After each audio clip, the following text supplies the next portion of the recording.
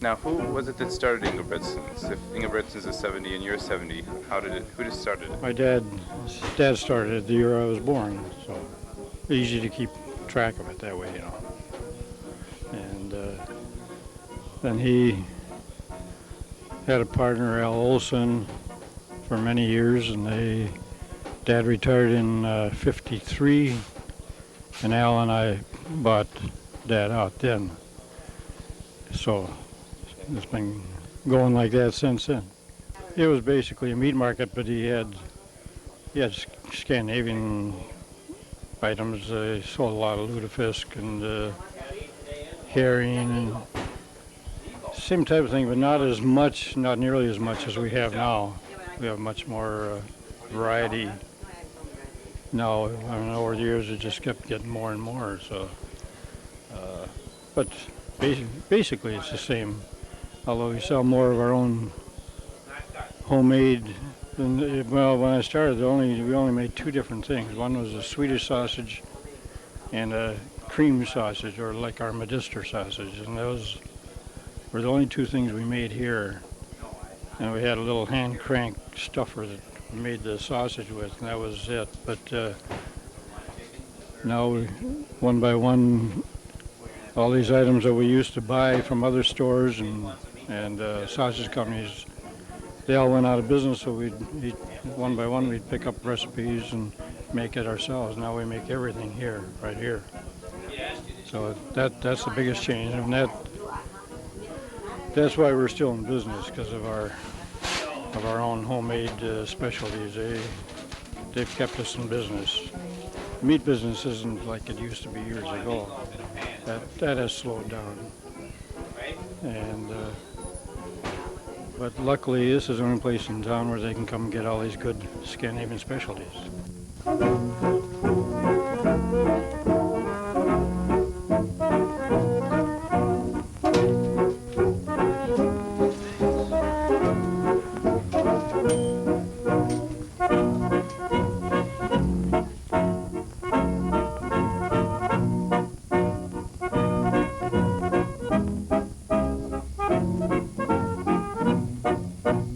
What does Ingrebretsen's mean to you? Well, they got good meat and just a nice, friendly atmosphere. They're just real nice people. So I've been coming here quite a number of years. Well, I like it because we can get all our Swedish delicate things here, you know, delicatessen more or less, where we can't buy it at another store, especially their fish, anchovies and all that. And this julekaka, you can't beat that. And there's so many new things coming in all the time that we got over in Sweden, we can get it here. So that makes it nice. So the same items practically, especially the whole peas that you make pea soup out of. You can get that here where you can't buy that in any other store. Yeah, it's really swell. Lutefisk and herring and julekaka, you know. Would you like me to sing a song now?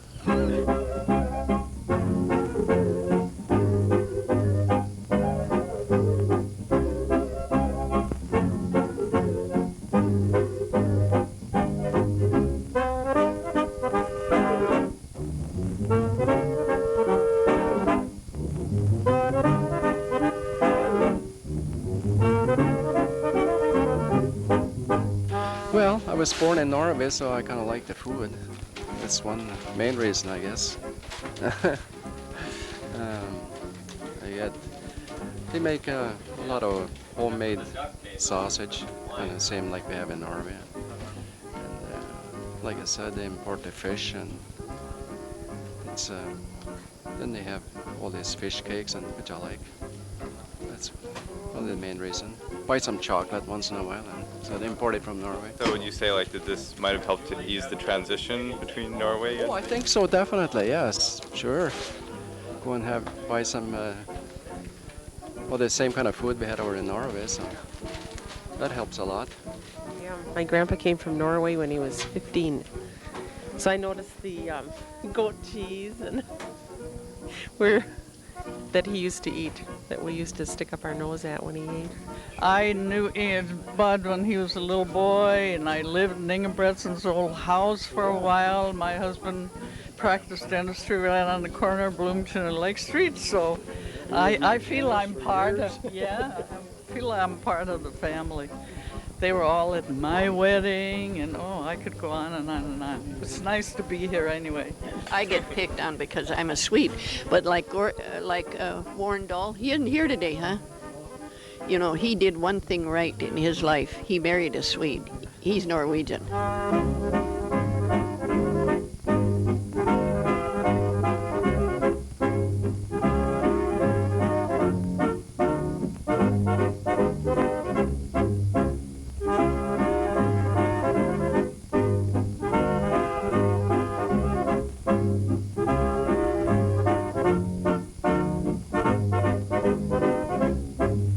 My wife was Swedish, so Okay. she had a big kick out of feeding teasing all the Norwegians around here, you know. Well, that's why he was so good then, wasn't he? There you are. Gus was Swedish and Norwegian, and I'm Norwegian and Danish, so that makes us real Scandinavians. Oh, yeah. Well, I'm a full-blooded Swede. Yeah, that's why I like you. Oh, Okay. thank you, Judy. I'm so glad you said How many that. years more for you? Tell them what kind of sausage you like best. Yeah, this is the kind I like. It's the Norsk. What brand is that? It's the Norsk. Norsk. I know it's Norwegian, but I like both of them. Yeah. He's taking a video. Yeah, I know. Yeah. Who is he? I'm not sure who I'm he a is. Norwegian. He's Norwegian.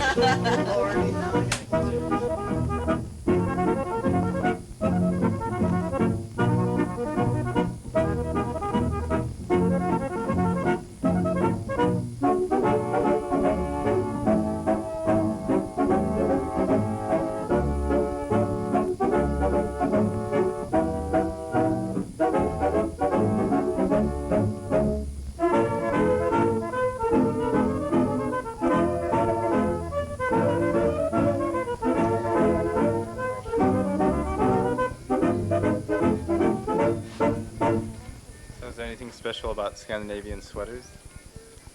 Well, the colors are wonderful. The designs are festive without being busy. Usually I look terrible in clothes that are not solid colors.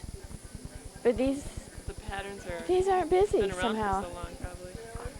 There's a stability about these patterns that's almost like wearing a solid color. I like it. I've been here almost 4 years, and they've been wonderful to me. People ask all the time if I'm in Ingrebretsen, but I feel kind of like an adopted, child. It's been good because I get to use my language. Lived in Norway for a while, so I get to meet all the tourists that come in and speak to them, and they think that's fun. And I'm married a Norwegian. Okay, but you're not of Norwegian descent yourself? No, I'm from Wisconsin, and I get teased for that. But it's just interesting to be part of the Scandinavian American culture, I guess. You could call this place a cultural center. They bring a lot of history and a lot of culture to the Twin Cities, where our forefathers came from. My home is out of town about an hour away, so it brings me back to what the history of Minneapolis is. And I really like the display they have here in the window that talks about their history. And I like coming here. I like the gift items. And I'd love to have one of those sweaters sometime if I could. I'm going to save up the money for it, but I think it's wonderful, and I learn a lot when I come here. I don't know that much about it. We lose our sense of history. We don't know where we came from and what we're all about, and I think it's very important that we keep that alive and keep it well. And I'm just so happy that they're here to do that. And so I'll keep coming as long as they're here. I hope they stay for a long time.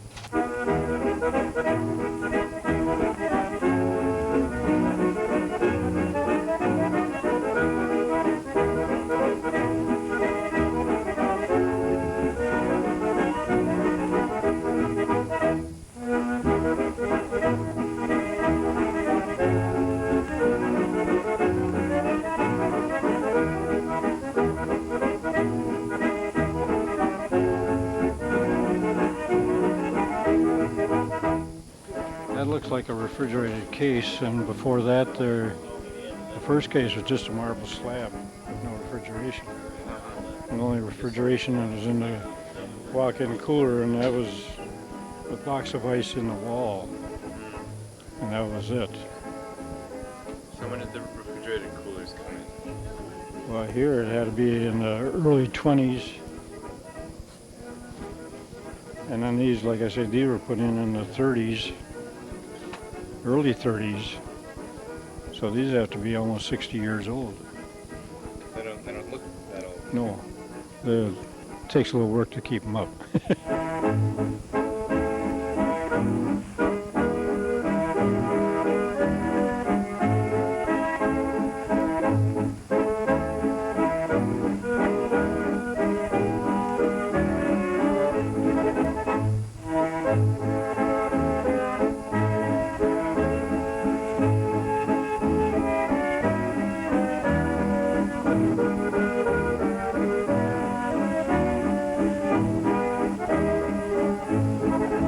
Originally, this is the only place we had. There was no basement,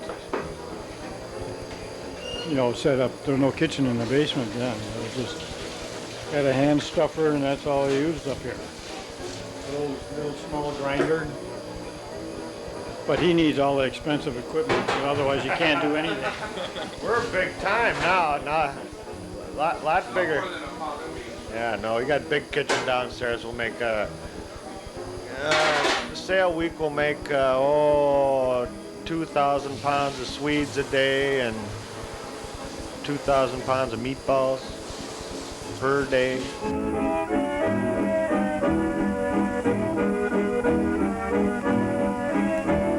We're gonna salt some bacon down now is what we're doing. Salting down some bacon bellies. These are bellies, we warmed them out. We get bellies with the spare ribs left on them and pull them out one by one instead of taking all the meat off with their spare rib, so you get a meatier bacon. And so this is just a brown sugar cure that we mix up, and it takes about a week to cure. And let them sit in here for about a week and put them in the smokehouse. How much bacon do you end up making here? Oh, I make about 70 pounds a week. 75, in the summer BLT season, at the end of the season, make 100 pounds a week or so. Not a heck of a lot. You don't buy bacon like this everywhere, and the price scares people off, but it's really worth it. You fry it up and you get some bacon. Grease. So what's the difference between this way of making bacon and say how Oscar Mayer makes it? Well, so much bacon nowadays is they cold smoke it. They cure it in a brine instead of putting this salt on it, which actually draws some of the moisture out and cures it. And then they put it in the smokehouse and use either a liquid smoke or cold smoke where it won't shrink any in the smokehouse. And then it shrinks when you put it in the frying pan. We put it in the smokehouse and it's a hot smoked bacon, so it does quite a bit of shrinking in the smokehouse. And then a little less when you cook it later.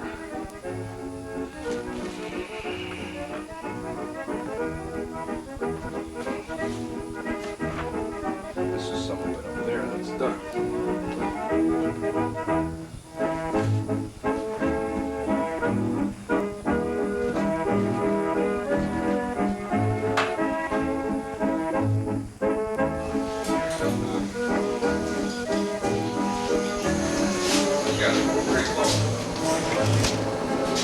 Check this out. Smokehouse. There's a homemade bologna on top. Smoked hams. Looks like they need about 10 more minutes. 15. So what is that that's smoking down there? Hickory sawdust. Fire underneath. Hams, we got some smoked hocks in the back there. They got it going on. Another 10 minutes though.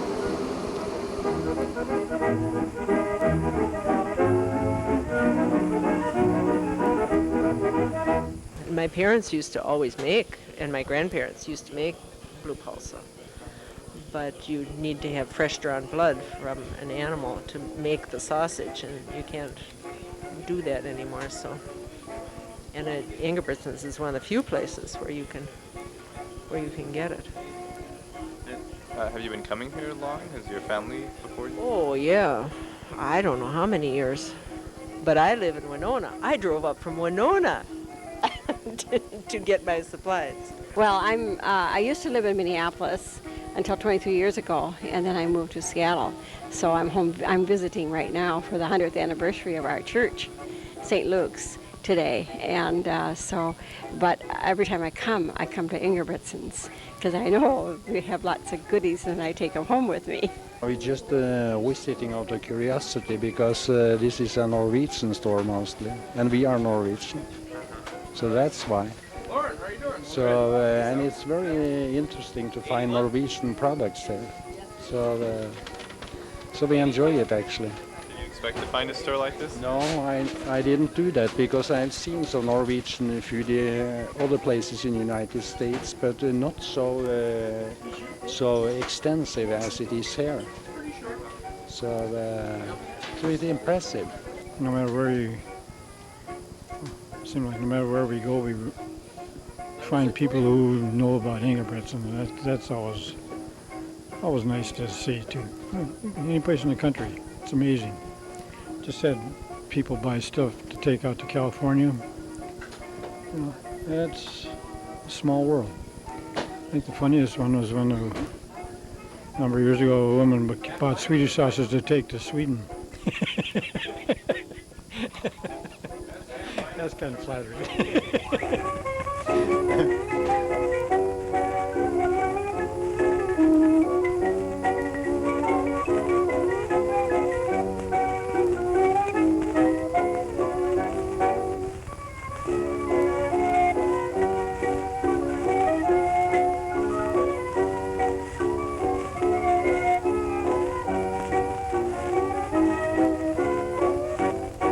From Norway.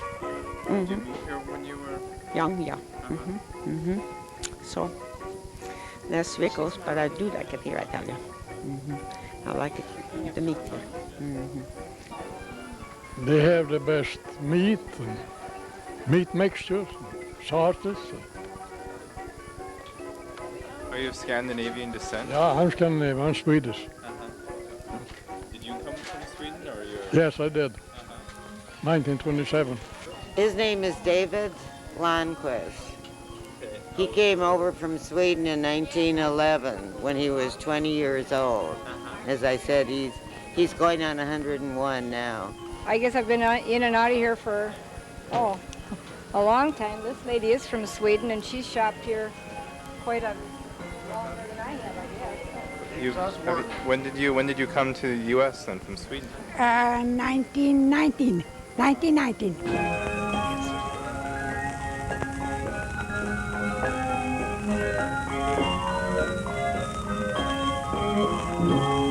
started working here when I was about, I don't know, probably 11 or 12 years old. Worked here all the way through school and through college and for a while after college too. So I knew it when it was just a butcher shop pretty much. And when the barrels full of Swedish sausage were taller than I was, I had to wrestle them around and change the brine every Saturday morning. That was my job. So do you think you ever climbed down the meat section like Counter this? like this? I don't remember with this age, but I remember it from the other side much better.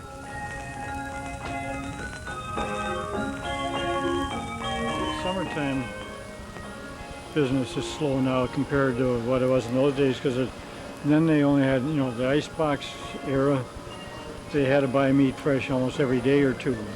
So people would come in all week long and buy it. And like in the evening, that would have a bigger rush. Now there's nobody around here in the evening like that. So, but another big change is around the Christmas holidays. They come and stand in line outside to get in because there's no other place they can go. Years ago, they were all over the place. They could buy a lot of these things, and now it's the only place they can get it.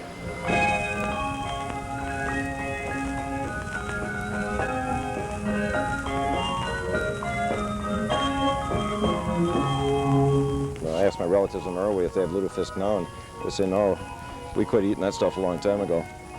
But it's basically a way to make dried fish, which was the only way to preserve fish centuries ago, the only way to make it edible.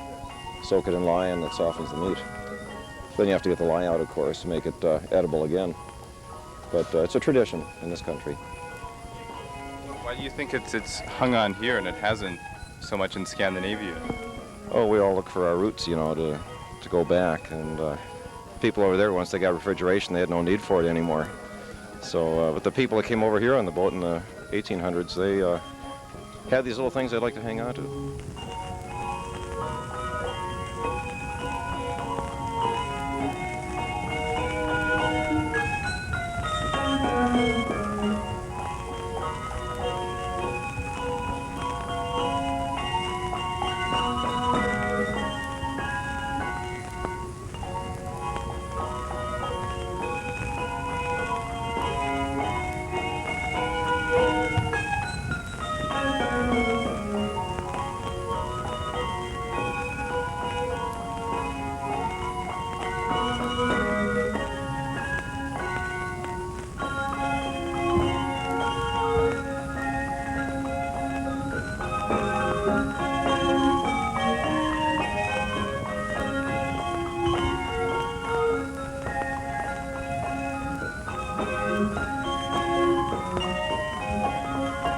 Been working much for the last 6 years, so been doing more carpentry work than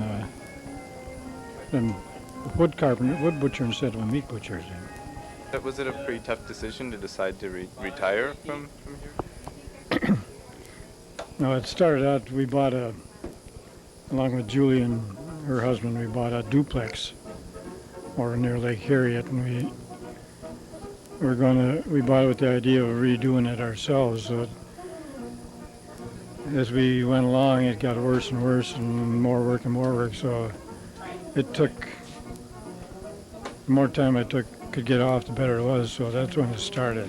And that was over 6 years ago. I probably wouldn't have retired for who knows when if it hadn't been for that. So now you get used to it, then it's tough to come back.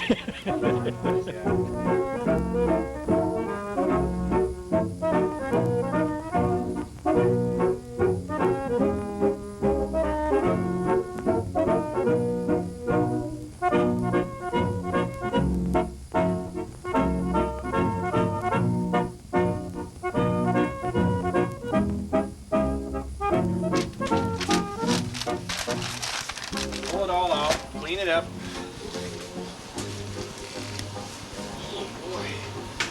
See, I've been doing this now for 26 years. Can you believe that? Now Steve gets all the Saturdays off usually, and I gotta work. He just happened to be here today. Well, how did you get that special? His dad owns the place. Oh, okay. Sorry? How old were you when you started? 12. What did you do when you were 12? Oh, when I first started here, I just would put casings in bags and fill lingonberries and sweep floors. All the Rice's chopped out. Yeah, all the rice's chopped out.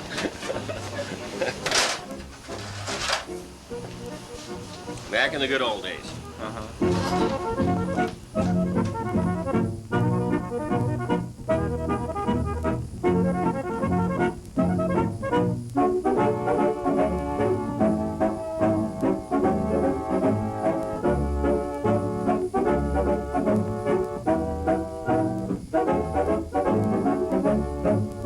I guess growing up it was just kind of here.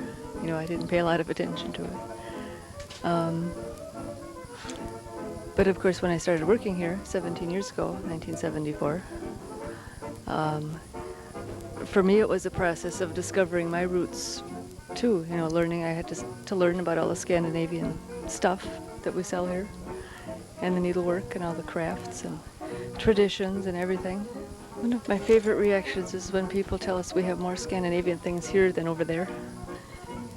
And I think that's really true. One thing that is true is that Scandinavians came here like 100 years ago or less, not that long ago really in the scheme of things. And they've kept the old traditions alive here that their fathers and grandfathers brought with them.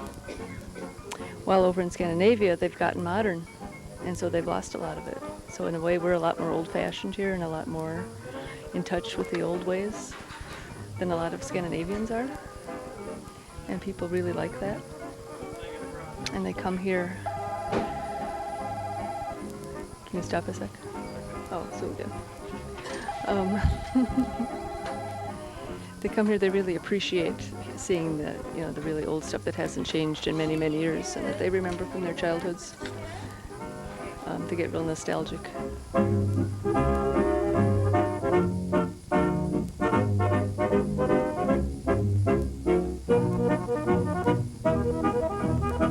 I just love it.